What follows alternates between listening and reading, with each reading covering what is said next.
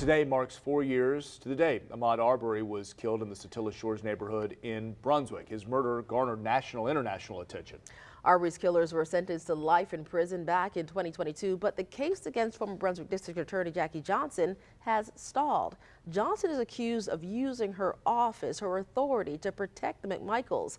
As Tristan Hardy reports, Johnson's day in court could take several more years. That's right, Keith. So former Brunswick District Attorney Jackie Johnson was charged with obstruction and violating her oath of office, and she since pleaded not guilty.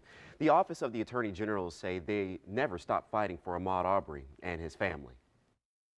Ahmaud Arbery's killers are in prison, but when we last talked to Marcus Arbery Sr., Ahmaud's father, he said the fight for justice we ain't forgot about Jackie Johnson. Isn't over. Her day coming up in court. The days waiting now turned into years. So far, Johnson waived arraignment in 2022. She was indicted for obstruction and violating her oath of office.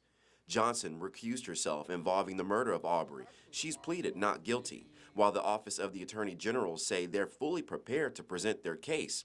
A new hearing date hasn't been scheduled yet. It's not the normal case, so take away the normality. Daryl Cohen is a defense attorney in Georgia. He says prosecuting a prosecutor is unprecedented. So a trial with Johnson, he says, will take longer than expected. So the fact that it's taking a long time is troubling because the public wants to see something happen, but it's not necessarily a bad thing to make sure that all of the proper steps and procedures are taken. The Attorney General's office said court proceedings take varying periods of time depending on a host of factors, including the caseload of the courts, judges, and lawyers.